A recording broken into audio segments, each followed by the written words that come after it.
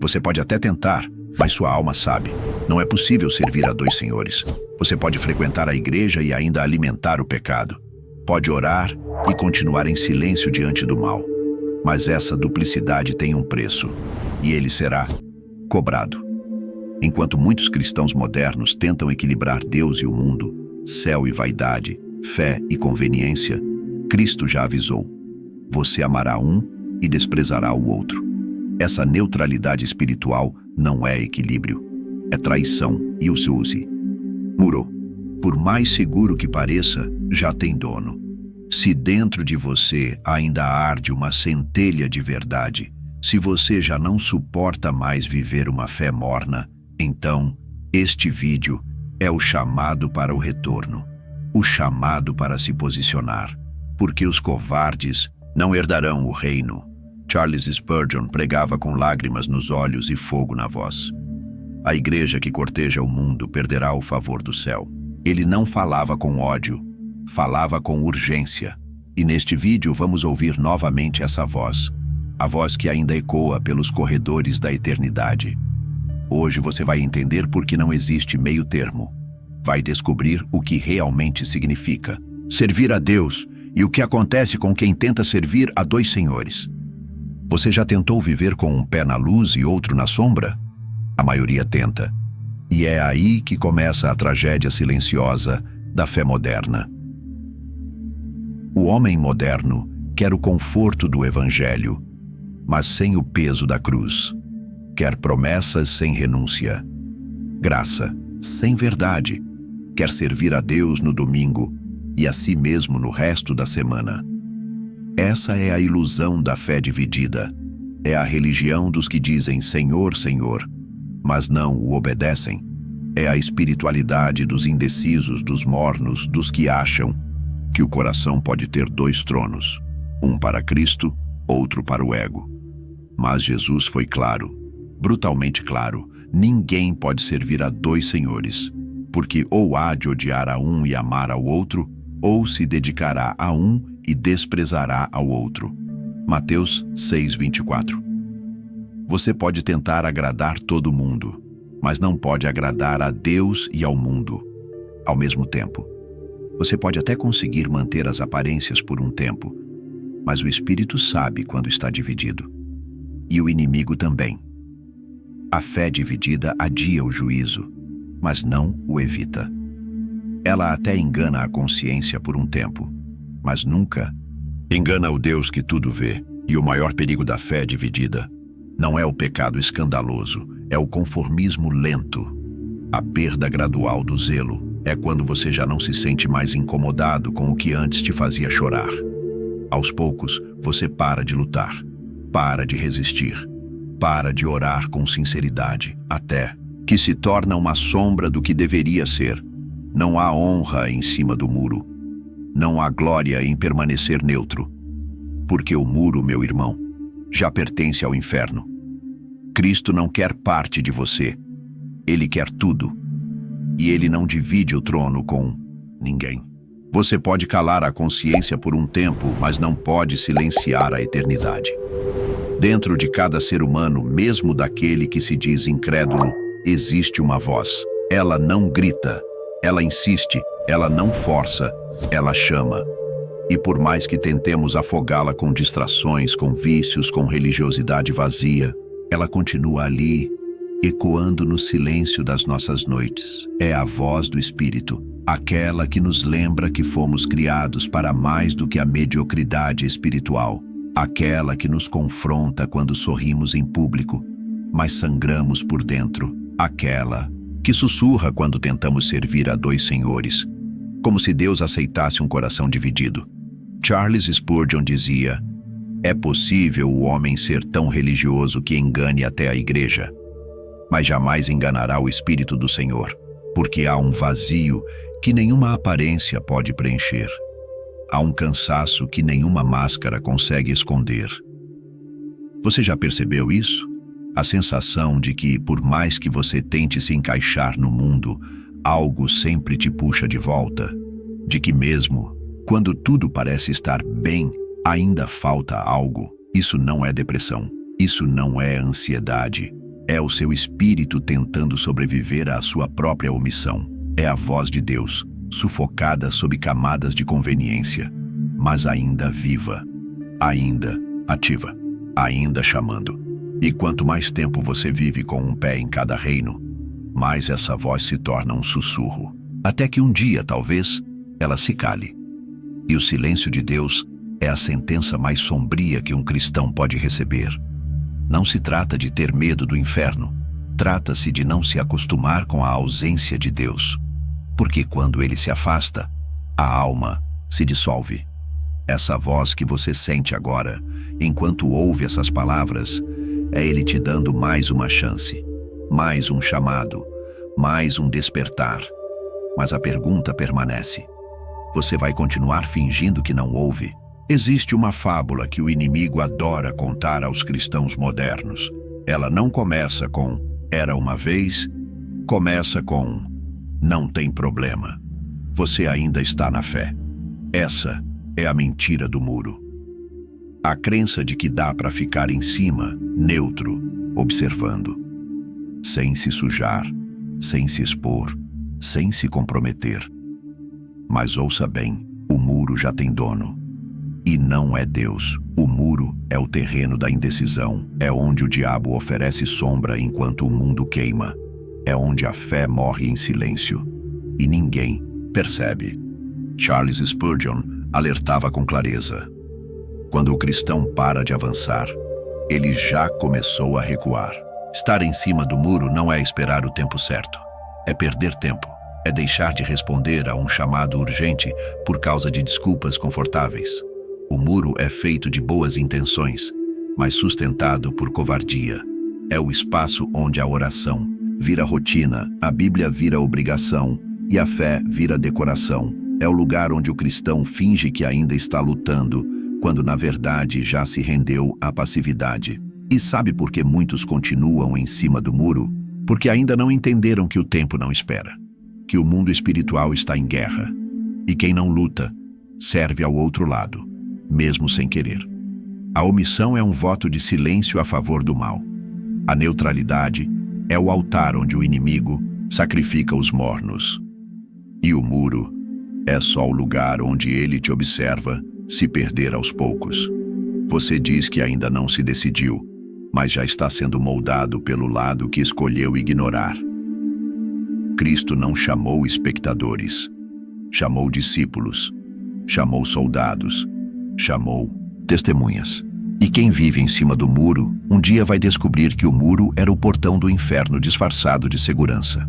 Você pode até tentar negociar com Deus, oferecer 90% da sua vida e manter 10% escondido. Pode frequentar a igreja, levantar as mãos, cantar os hinos e ainda assim manter ídolos secretos no coração. Mas saiba, o Deus das Escrituras não divide o trono com ninguém. Não divide com o dinheiro. Não divide com o ego. Não divide com vícios emocionais, com relacionamentos tóxicos, com uma fé conveniente. Ou ele reina, ou ele se retira. Charles Spurgeon pregava com firmeza: Cristo é um trono, não uma poltrona. Ele não serve para seu conforto, serve para seu governo. Mas os cristãos modernos parecem ter esquecido isso. Transformaram o Rei dos Reis em conselheiro emocional. Querem consolo sem correção, graça sem governo, redenção sem rendição. Só que o verdadeiro evangelho não oferece Cristo como um convidado, oferece como Senhor. E o Senhor não pede permissão, ele exige entrega. Deus não está à procura de uma parte da sua vida, ele quer tudo, porque tudo já é dele, até o fôlego que você usa para adiar sua decisão. Pertence a ele. Talvez você pense, mas eu tenho tentado equilibrar.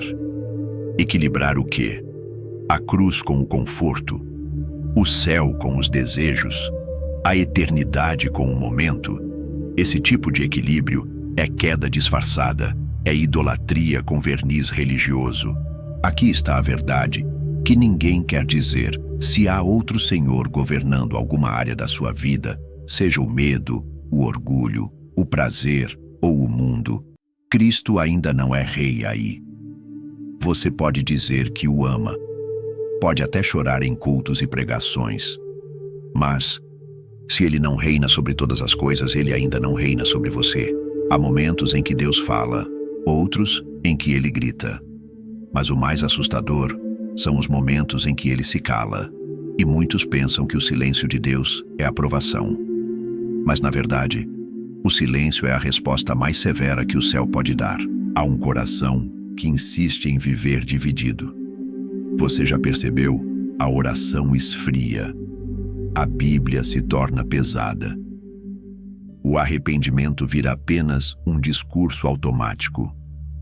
Não é porque Deus não está mais lá, é porque ele se retirou, à espera de uma decisão. Charles Spurgeon escreveu: "Nada é mais assustador do que uma alma que ainda está em pecado e não sente mais nada." O silêncio de Deus não é rejeição, é alerta, é a última trombeta antes da queda, é a última vela acesa antes da escuridão. Quando Deus permite que você permaneça em cima do muro, sem tocar sua consciência, sem te confrontar, sem te quebrantar, não é misericórdia, é julgamento iminente. Ele está te deixando viver com as escolhas que você fez. E esse pode ser o aviso mais claro que você já recebeu. Você sente? A alma vai ficando seca, o espírito entorpecido, o pecado normal.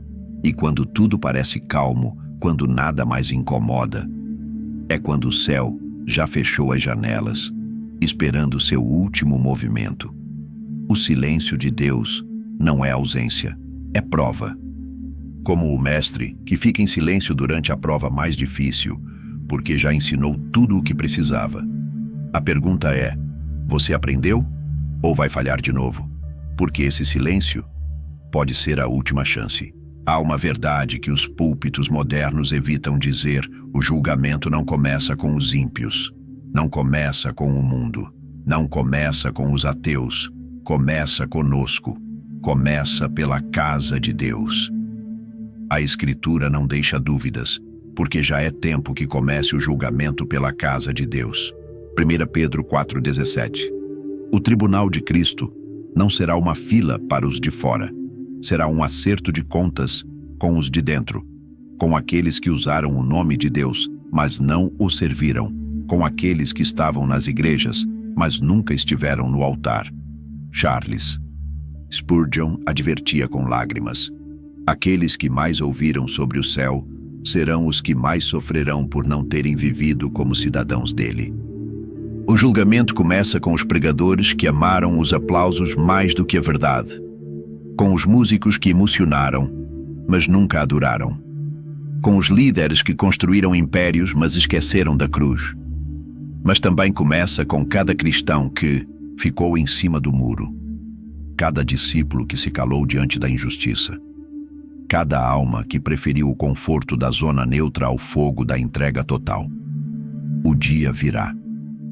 O dia em que todos os disfarces cairão, em que os dons não valerão nada, e o único critério será: você serviu apenas a mim ou tentou me dividir com seus outros senhores?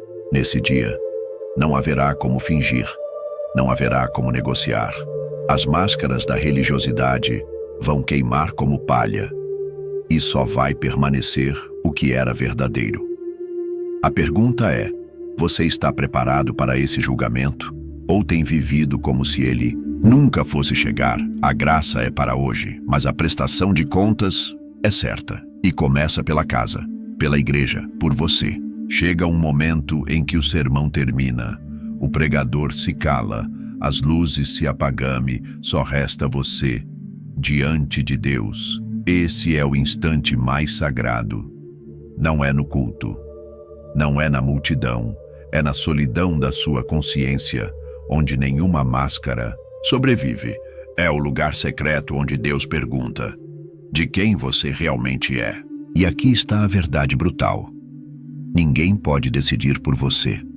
Não sua mãe que orou por anos, não seu pastor que pregou com fidelidade, não seus amigos cristãos que te inspiraram. Nem mesmo os céus podem forçar uma decisão que pertence ao seu coração. Charles Spurgeon dizia: Deus escreve os decretos eternos, mas a fé verdadeira sempre exige a assinatura do homem. Hoje, essa assinatura está diante de você, e ela só tem duas opções: servir a Deus de todo o coração, continuar servindo dois senhores e colher o fruto amargo da divisão. Não há terceira via. Não há espaço neutro no reino.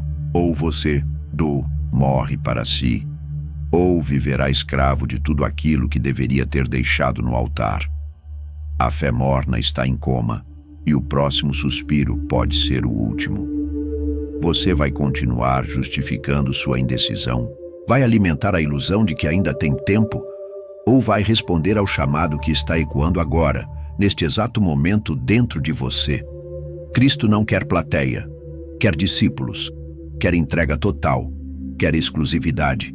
E se você ouviu até aqui, é porque ele ainda está batendo a porta. Mas a maçaneta está do lado de dentro. A decisão ainda é sua, mas não será para sempre. Se essa mensagem tocou sua alma, se você sentiu que foi chamado a se posicionar, então não deixe isso passar. Comente aqui embaixo: eu escolho servir a um só Senhor. Essa decisão pública pode ser o primeiro passo da sua nova caminhada. Inscreva-se em nosso canal, A Escola do Príncipe, para receber palavras que confrontam, libertam e te conduzem ao centro da vontade de Deus. Estamos aqui para os que desejam viver a fé sem máscaras, com profundidade e verdade, que o Senhor reine, não apenas no céu, mas no seu coração.